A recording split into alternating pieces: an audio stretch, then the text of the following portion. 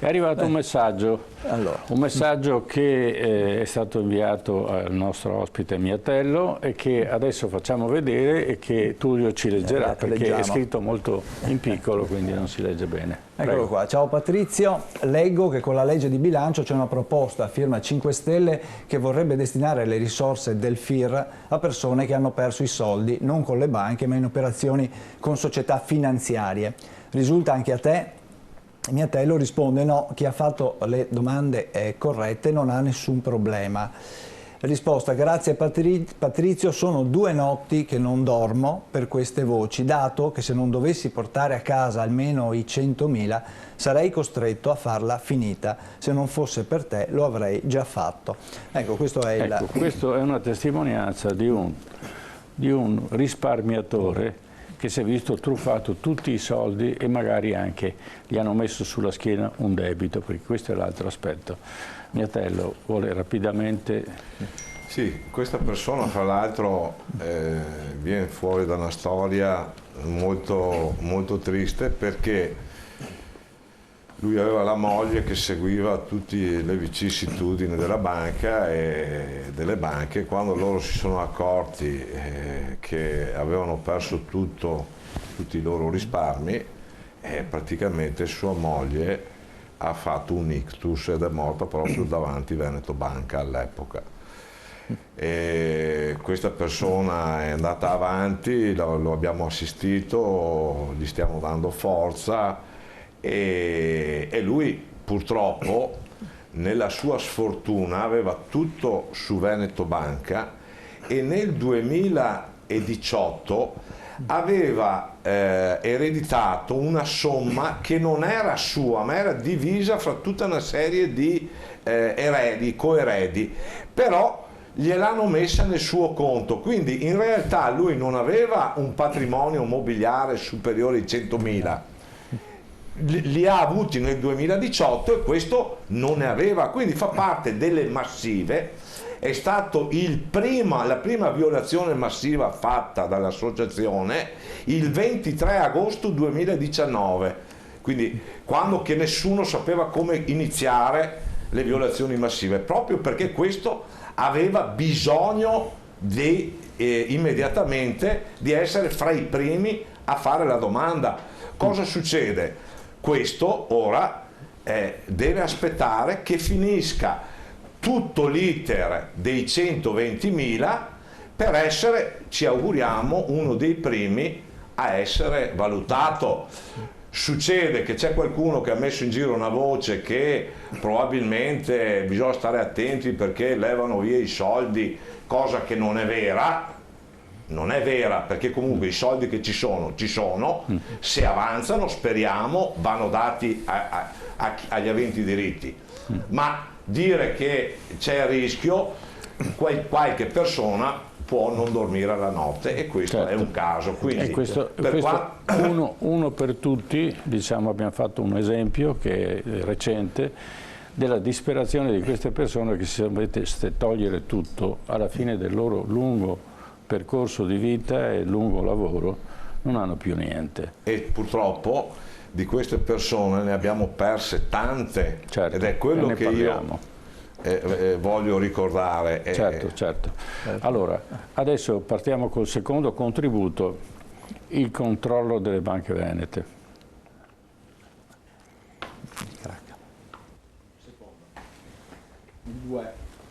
Il contributo numero 2. Un crack bancario che ha travolto oltre 200.000 risparmiatori per buona parte del nord-est, un buco da oltre 14 miliardi che si è portato via i risparmi di una vita di tante persone.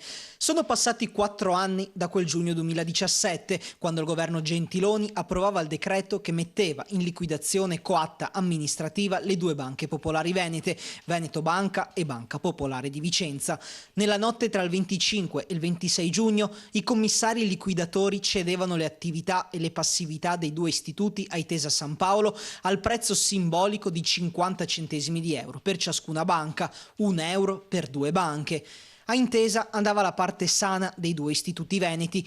mentre i cosiddetti crediti deteriorati, quelli difficilmente recuperabili, saranno ceduti alla SGA, Società per la gestione delle attività a partecipazione pubblica, quella che viene definita una bad bank. Nella sua pancia vanno a finire 18 miliardi di crediti inesigibili, a lei il compito di recuperarli. Nel bilancio vanno poi aggiunte le ipoteche di circa 300.000 immobili date in garanzia dai risparmiatori tra Popolare di Vicenza e Veneto Banca. Si tratta di case, ville, terreni e proprietà varie che i risparmiatori rischiano di perdere. 206.000 risparmiatori coinvolti, ma l'impatto sociale è ben più ampio se consideriamo familiari, figli, genitori, aziende e i loro dipendenti. Possiamo moltiplicare il numero per 3 o 4 volte. Le azioni della Popolare di Vicenza e di Veneto Banca sono passate rispettivamente da 62,5 € e da 40 € a 10 centesimi. Il valore delle azioni era svanito sotto il peso di una mala gestio fatta di prezzi gonfiati, scambi di favori e operazioni finanziarie come le cosiddette baciate, che prevedevano, in cambio di un finanziamento vantaggioso, l'acquisto di azioni della banca con parte di quello stesso finanziamento. In questo modo al socio veniva garantito un rendimento annuale e nel bilancio dell'istituto appariva magicamente un aumento di capitale dove invece avrebbe dovuto esserci un debito. Quando un azionista andava in banca per vendere le azioni per recuperare liquidità, magari per ristrutturare casa, la banca diceva: perché devi vendere le azioni? Te li diamo noi i soldi per la ristrutturazione, anzi te ne diamo di più. Ti servono 50.000 euro? Noi te ne diamo 70.000, 50 per la ristrutturazione e 20.000 in azioni, così con gli interessi ti paghi il costo del mutuo. Peccato che la pratica prevedesse un 15% di interessi per un investimento che avrebbe dovuto rendere il 5%. Alla fine, dopo la svalutazione, il risparmiatore si è ritrovato le azioni azzerate e un debito da 70.000 euro da ripagare. Perché le azioni si sono svalutate ma il debito no, e se il risparmiatore non paga finisce nella blacklist dei cattivi pagatori, nessuno gli farà più credito e non potrà lavorare. Alle conseguenze economiche devono essere aggiunte quelle sociali: aziende fallite, disoccupati, suicidi e un'impennata dei problemi psicologici, insonnia da stress, come quella che colpiva i soldati in guerra sotto i bombardamenti. Impossibile cancellare il dramma, ma a dare un piccolo sollievo ai risparmiatori traditi è arrivato il FIR, il Fondo Indennizzo Risparmiatori, che attingendo dalle risorse dei conti dormienti sta rimborsando una parte di quanto è andato perduto in azioni e obbligazioni subordinate. Istituito con legge dello Stato nel 2018, prevede un indennizzo del 30% del costo di acquisto delle azioni e del 95% per le obbligazioni, con un tetto massimo di 100.000 euro. Una piccola boccata d'ossigeno per i risparmiatori. I rimborsi stanno arrivando e per molti sono soldi importanti perché sono quelli che magari permettono di salvare la propria casa. Dottoressa Barbara Puschiasis, vuole spiegare meglio ai nostri telespettatori cosa è successo e come è avvenuto questa truffa legalizzata che è durata anni e che alla fine oggi i responsabili non pagheranno nulla. Deve riaccendere l'audio. Eccomi, il bello della diretta. È quello che è stato accertato anche nel procedimento penale Banca Popolare di Vicenza, dove abbiamo registrato la condanna degli imputati per il reato di aggiotaggio. Praticamente per raggiungere quella patrimonializzazione richiesta dalle norme europee e poi da quelle italiane, è stato necessario per le banche venete procedere a continue capitalizzazioni. Però per raggiungere appunto quei risultati dovevano esserci dei soggetti disposti ad acquistare queste azioni. Purtroppo non è stato così facile nel 2013 e 2014 e quindi è stato necessario per i vertici delle banche andare a drogare il mercato. E quale miglior modo e quale migliore pensata se non andare a prestare i soldi ai risparmiatori, in tanti casi senza che neanche questi se ne accorgessero, per acquistare azioni e quindi raggiungere quegli obiettivi che si erano posti con gli aumenti di capitale.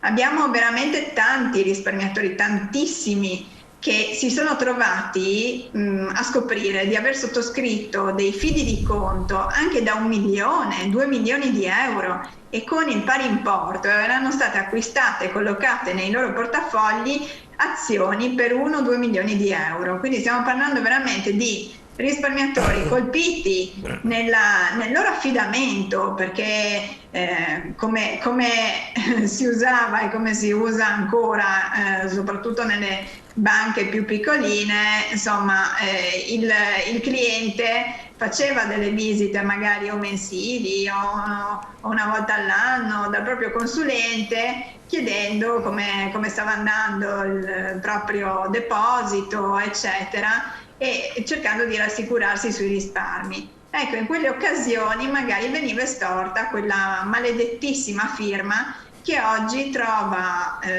circa 1300 risparmiatori, se non di più, coinvolti in queste operazioni baciate.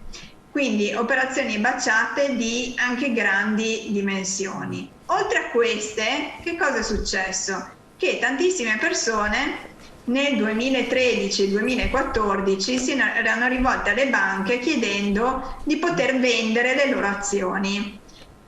Le 2 banche venete hanno cercato nei più diversi modi, attraverso i loro dipendenti, di dissuadere i risparmiatori dalla vendita, e quindi dicendo: guardate, questo non è il momento più opportuno, aspettate, perché comunque vi verranno riconosciuti dei dividendi, vi conviene aprire un fido di conto in attesa che arrivi quel momento migliore per poter vendere le azioni.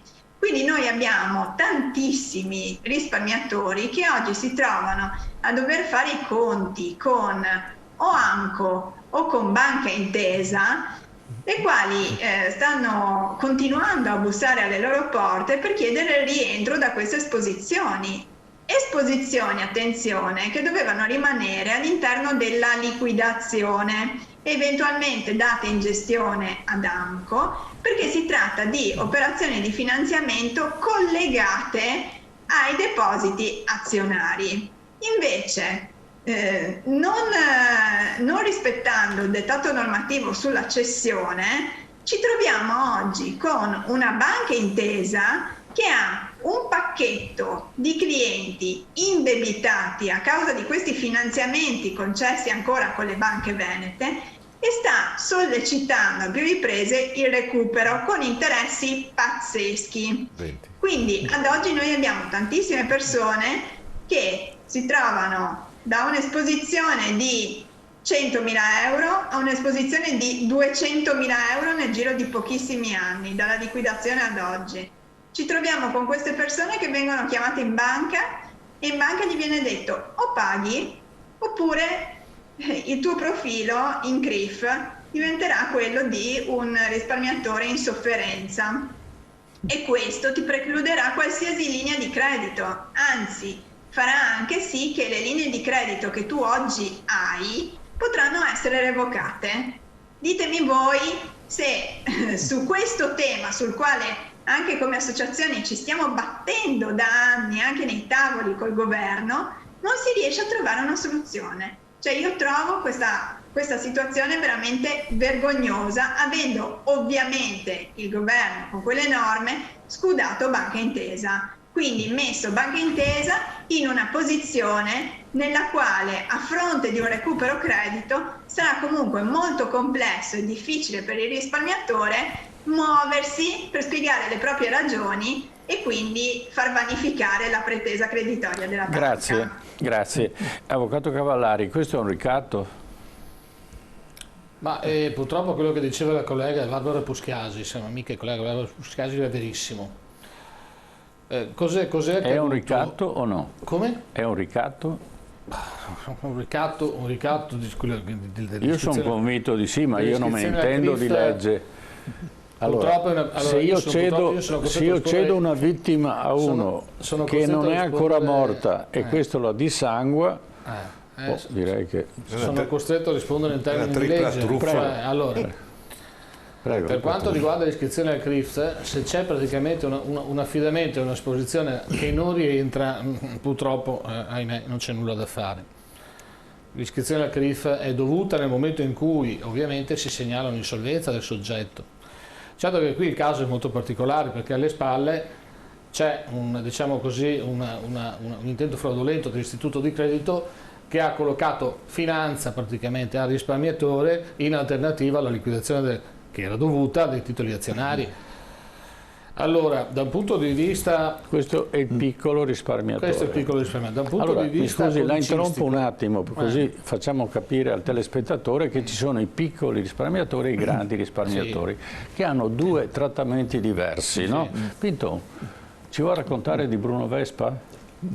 Beh, il grande difensore della giustizia? Cerco di dire quello che so, ma quello che ho scritto nel libro. Faccio una precisazione sui nomi eccellenti che ho fatto prima, sì, che risultavano debitori delle banche, mi risultavano debitori 5 anni fa. Io non so adesso che situazione sia, no, vabbè, non vorrei incorrere in malintesi perché è facile. Diciamo quello che è successo. La situazione di Bruno Vespa, evidentemente la riservatezza dei dati diciamo così, non ha fatto scaturire il pezzo di carta dal quale risultava il saldo. Dico solo però che è stato un rimborso eccellente. Un rimborso eccellente. Privilegiato. Prego? Un privilegiato. Un privilegito. Come altri amici del cerchio. Raccontiamo il fatto perché sennò non riusciamo a capire. Il fatto è che lui aveva depositato per amicizia con consoli, anzi tra le mogli, perché quanti loro milioni? Hanno una masseria.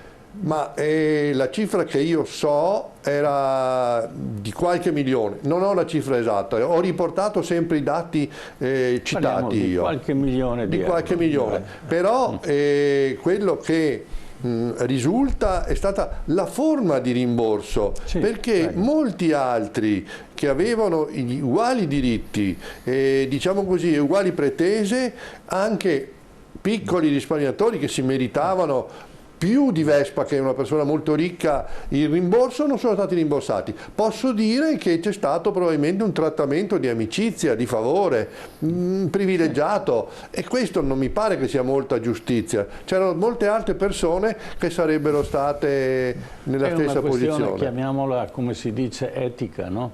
Etica. Allora, l'etica è stata utilizzata per i ricchi e la non etica è stata utilizzata per i poveri. Ma è giusto che sia così, no? Se no saremo in Uganda. Potremmo fare una trasmissione su questo, no? Lei lo sa il cerchio magico come è fatto in questo paese, no? Certo, non rimette mai il cerchio magico, non ci rimette mai.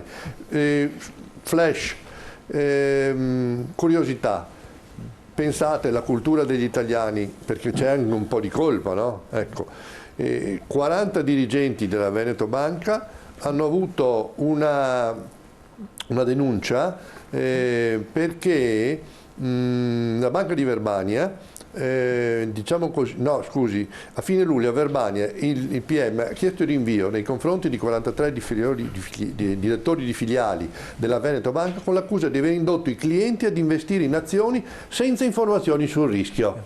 Questa è una sorta che io ti do una bufala. Tanto tu non sai niente, prova ne sia che, e concludo, è stata fatta una ricerca su 148 paesi, vi dico i risultati, nel libro ci sono tutti. Beh, noi siamo al 37%, vuol dire che una persona su 3 sa qualcosa, sì, ma lo Zambia ne ha il 40%, il Togo il 38%, la Grecia il 45%, l'Ucraina il 40%, il Kazakistan il 40%, il Montenegro 48%. Vedi a pagina 71 del libro. I primi sono Svezia e Danimarca, 2 persone su 3 sono a conoscenza degli investimenti che fanno, il Canada e Israele al 68%, il Regno Unito al 67%, la Germania al 66%, l'Australia al 64% e gli USA, che sembrano molto avanti con la finanza, una persona in mezzo non lo sa, voi le statistiche lo sapete come sono, no? Certo. E una persona in mezzo lo sa perché è il 54%. Mi fermo. Ecco, quindi purtroppo le banche non informano i propri risparmiatori perché possono manipolarli meglio, e questo dobbiamo dirlo. Per cui, cari telespettatori, se avete avuto pazienza di arrivare fino a qua, vi dico: informatevi meglio perché difendete i vostri interessi. Le banche sono delle degli obblighi, perché uno non può tenere i soldi a casa, deve metterli in banca anche per sicurezza, ma purtroppo succedono queste cose e non è detto che sia l'ultima volta.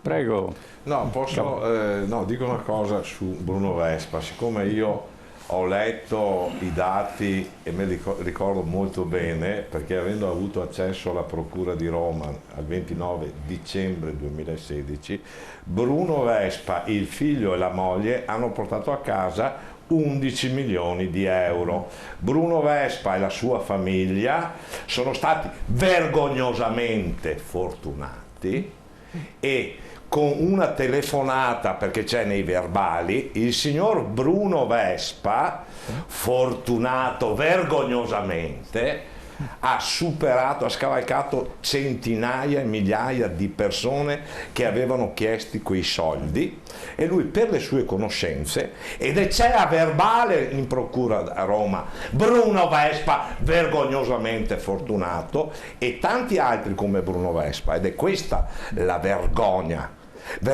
che persone come Bruno Vespa, che è una persona stimata e che ancora ora va avanti a fare le sue trasmissioni, quella volta che noi gli abbiamo scritto come associazione, almeno faccia una donazione alla povera gente che non ha più i soldi da mangiare. Lei che è stato vergognosamente fortunato, lui si è limitato a fare una replica su una trasmissione che lui, poverino, è anche indebitato con 800.000 euro, che non è niente vero. No, lei ha mentito, perché lei ha guadagnato una montagna di soldi, perché le ha comprate molto prima e le ha vendute vergognosamente fortunato. Detto questo, scusi, l'ha vendute nel momento che erano al massimo del valore. Al massimo del valore. Quindi a 6 volte il valore che aveva investito. Le ha vendute a fine 2013, quando c'erano già persone che avevano chiesto, sono 7.632 le persone che avevano chiesto la vendita nel 2013-2012, gente che aveva bisogno. Ecco, i fortunati che imprenditori e giornalisti, quelli che hanno pubblicizzato queste banche, state tranquilli, i media, bravi media, quelli che seguivano, facevano seguire perché loro guadagnavano, loro sono i fortunati, e la stessa cosa continua anche adesso. Ed è per quello che io faccio un appello a tutte le persone di buona volontà. Noi ci siamo uniti e abbiamo fatto un piccolo passo, ma l'unione deve essere totale, con le menti, gli avvocati, le persone di buona volontà, perché attenzione che quello che è successo finora non è finito, si sta amplificando enormemente, quindi noi dobbiamo andare a recuperare quei soldi del fondo che rimangono e vanno dati ai risparmiatori vittime. Siccome sono vittime accertate dallo Stato e dalla legge che ha dato degli indennizzi, i soldi delle assicurazioni dormienti dell'IVAS, che sono esattamente 145 miliardi, quei soldi vanno dati alle vittime, e vittime prima delle banche e poi del Covid, perché il Covid sta facendo una montagna di vittime. È inutile che diciamo che va tutto bene, ma cosa state dicendo? Vogliamo svegliarci che il debito è aumentato del 10-13%? Cioè il debito pubblico, ma dov'è che andiamo a finire? Tanto le banche dopo ci portano via i soldi. Guardate che tutti siamo a rischio, non si salva nessuno, vaccinati e non vaccinati, gente che pensava di essere bravo o gente che pensava di essere fenomeno. Stiamo attenti. Quindi noi, per quanto riguarda il fondo, inizieremo a fare la nostra battaglia, perché finora abbiamo scherzato, mi pare Fulvio, mi pare Barbara Puschiasis, noi abbiamo dato il massimo, siamo stati presi in giro, ci hanno messo uno contro l'altro, i giornalisti, la stampa, i politici. Basta il risparmio, come diceva lei nel libro, articolo 47, la Costituzione parla chiaro. Quindi se uno è indebitato per sta truffa non può essere rovinato con le baciate e gli portano via la casa. Ma stiamo scherzando? Ma quale virus? Questo è il virus dell'umanità, perché è fatto e gestito da banchieri che non hanno limite, loro vogliono appropriarsi di tutti e noi glielo impediremo. Bene, Miatello, d'accordo, abbiamo capito, le persone a casa sicuramente hanno abbassato il livello del televisore. Allora, passiamo al prossimo contributo. Gentiloni Banche Venete, decreto, perché una delle cose bellissime è che tutto questo disastro l'ha combinato un certo Gentiloni che ci rappresenta anche in Europa, no? E allora vediamo, abbiamo visto Vespa, quindi adesso quando i nostri telespettatori si sintonizzeranno nei programmi di Vespa, perlomeno hanno un'idea esatta di quello che è il personaggio, che è un personaggio fortunato. Adesso vediamo invece il politico fortunato che ha creato il disastro. Contributo numero 3.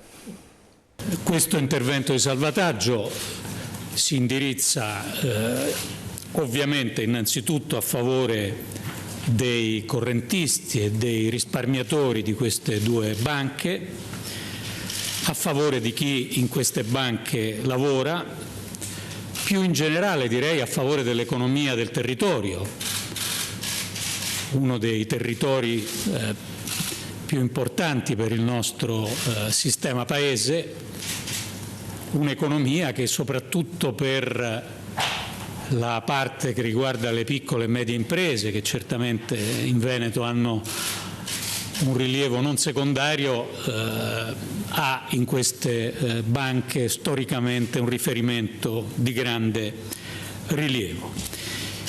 E direi più in generale, oltre che a favore dell'economia del territorio, a favore anche della buona salute del nostro sistema bancario, della sua efficienza, un sistema di cui il gruppo Intesa San Paolo, che acquisisce queste banche, è un asset ovviamente tra quelli di maggior valore.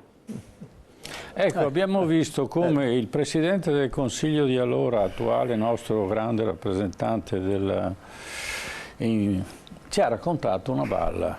Vuole spiegarlo meglio lei che è avvocato Cavallari? Se invece le banche fallivano, forse ai creditori restava qualcosa, così non è rimasto niente, non solo, ma come abbiamo sentito prima, adesso le banche che hanno ereditato i debiti li pretendono e quando incassano non distribuiscono, invece di un fallimento tutti quantomeno hanno una percentuale, possibilità di avere una percentuale di rimborso in base a il patrimonio che è stato, perché ci sono immobili dentro, ci sono palazzi. La procedura che è stata attivata con il DL 25 giugno del 2017 è una procedura denominata liquidazione coatta amministrativa, che è tipica del sistema bancario. Esula completamente quindi dalla liquidazione codicistica, è proprio del testo unico bancario. Cosa prevede questa normativa? In poche parole, dette in parole semplici, sostanzialmente il blocco delle attività, il blocco praticamente delle azioni giudiziarie da parte di terzi nei confronti della banca e anche delle esecuzioni, quindi il congelamento diciamo così, dello svolgimento delle attività normali della banca fondamentalmente, e la nomina dei commissari che sostanzialmente sono deputati ad amministrare questa liquidazione. Con quale finalità? Raccolta massa attiva fondamentalmente, raccolta massa attiva per quello che è possibile raccogliere. I creditori possono presentare una domanda, e ne abbiamo fatte molte, lo sanno sia Patrizio che Barbara, di ammissione al passivo. Qual è il problema? Il problema nascerebbe dal fatto che gli azionisti, cioè i risparmiatori, non è detto siano qualificabili come creditori in questo caso, anche se hanno perso i loro soldi. Perché il credito, per essere ammesso in una procedura di liquidazione coatta amministrativa, deve avere determinate caratteristiche. Deve essere un credito certo, liquido ed esigibile. Questo dice il testo di legge. Lo so, io qui faccio la parte però mi tocca e quindi la faccio fino alla fine. Va bene? Allora, poi dopo che la giustizia sia un altro paio di maniche, questo è un altro, lo capisco, però intanto finisco, poi dopo... Quindi il credito deve essere certo liquido ed esigibile, non deve essere contestato o contestabile. Quindi l'azionista che si denomina risparmiatore, ovviamente, dovrebbe, per essere ammesso come creditore alla procedura della liquidazione coatta e quindi vedersi rimborsato qualche denaro, forse, dovrebbe quantomeno, diciamo così, avere alle spalle una pronuncia giudiziaria che accerta il suo diritto al risarcimento del danno, cosa che sinora, ahimè, non è stata, e comunque praticamente per quanto riguarda i giudizi civili sappiamo tutti che queste pronunce non si possono ottenere perché c'è il blocco delle cause civili, abbiamo solamente avuto delle pronunce di carattere penale su una provvisionale molto bassa, quindi l'accesso alla procedura di liquidazione coatta amministrativa si è tentato da parte di tutti quanti l'abbiamo provato, ma bisognerà vedere che fine fa, perché il risparmiatore dice sì, io ho subito un danno, ho subito una truffa, ma però occorre che nel nostro sistema qualcuno lo accerti. Se non è accertato, il credito non è né certo né liquido né esigibile e la procedura di liquidazione coatta potrebbe tranquillamente respingere la domanda. Detto questo, però, mi pare siano già uscite alcune relazioni dei commissari liquidatori, i quali preannunciano fondamentalmente che comunque dalla massa attiva che hanno ricavato, no? Dalla loro amministrazione, larghissima parte andrà, badate bene, udite, allo Stato, che ha garantito Banca Intesa e alla stessa Banca Intesa.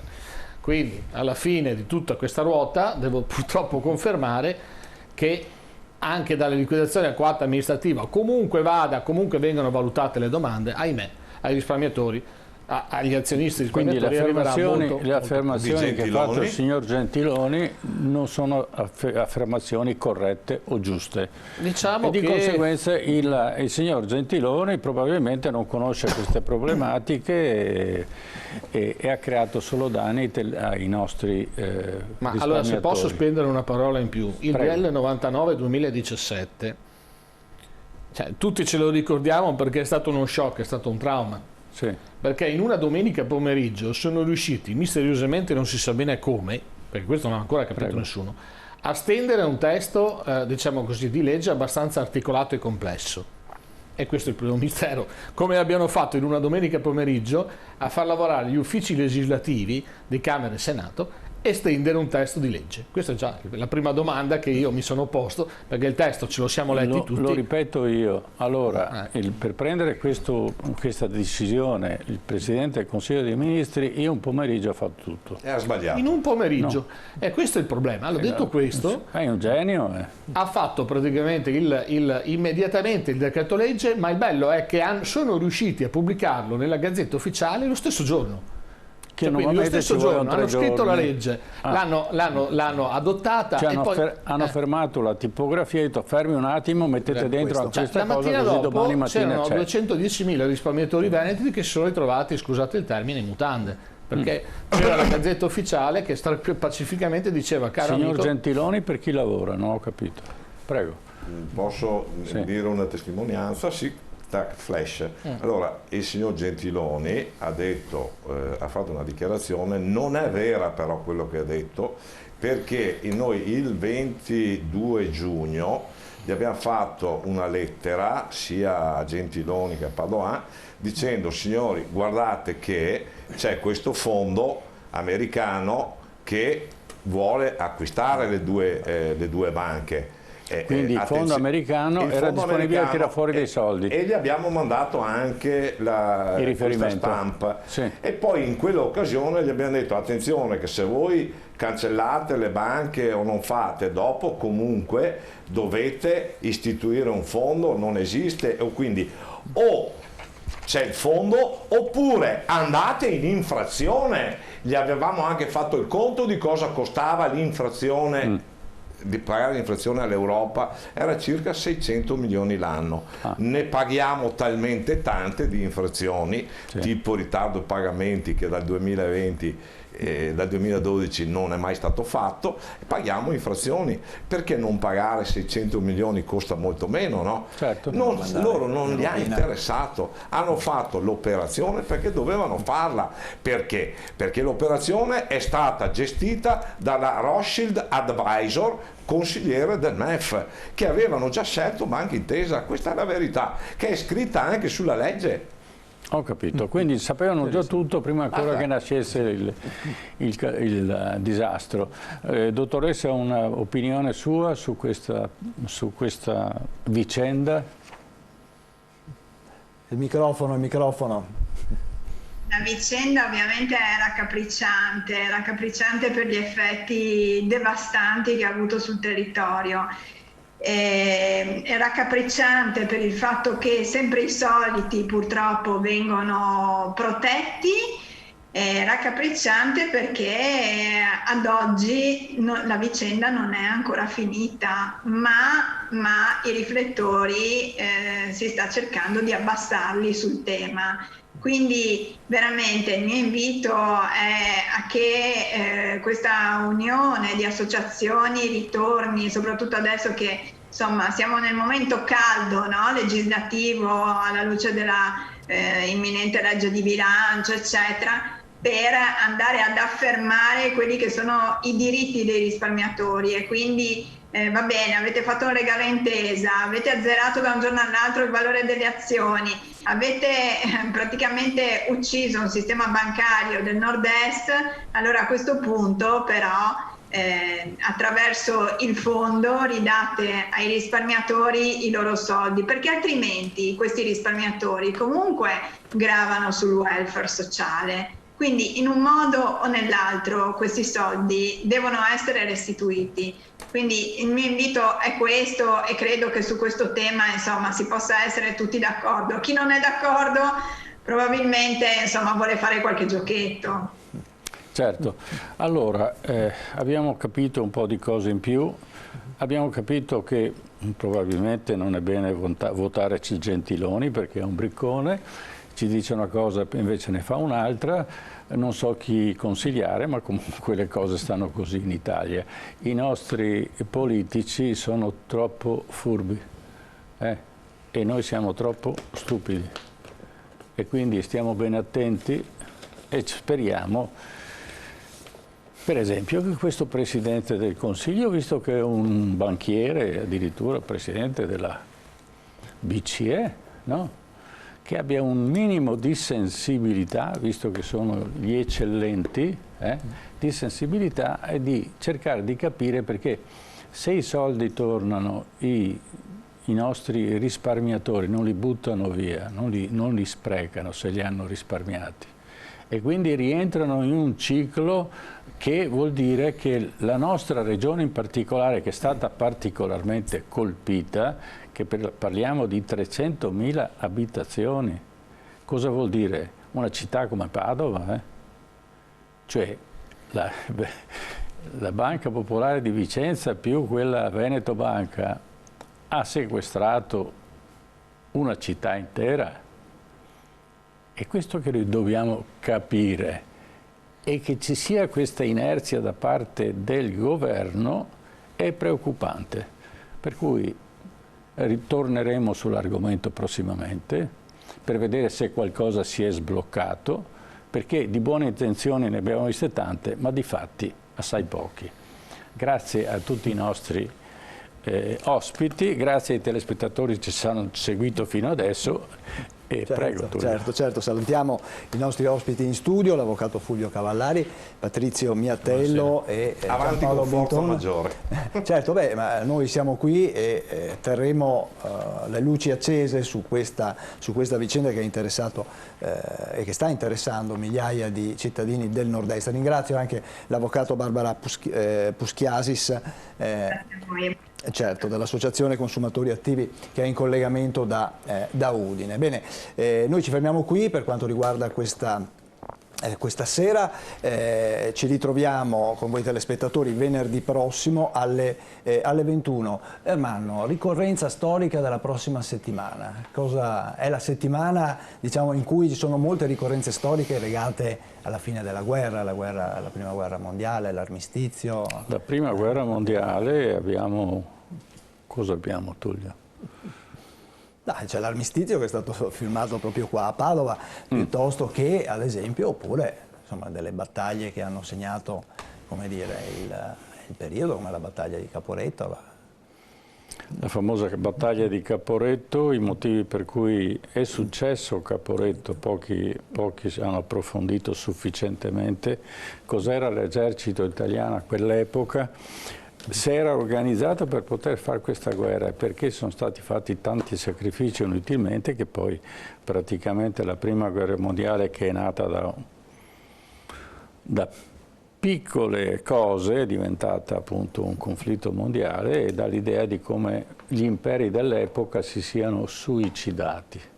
Sono spariti 4 imperi ed erano quelli che avevano creato la guerra, ma anche loro, cominciare dagli imperatori, non lo sapevano nemmeno perché è stata una sorta di evoluzione continua fin tanto che tutti si sono trovati dentro. L'unica che effettivamente a distanza di tempo con consapevolezza è entrata nel conflitto sono stati gli Stati Uniti. Il presidente Woodrow Wilson per un incidente navale ha ritenuto che fosse il motivo di entrata e fu l'inizio degli aiuti americani al conflitto, diciamo, europeo, che poi si ripeté nella seconda guerra mondiale.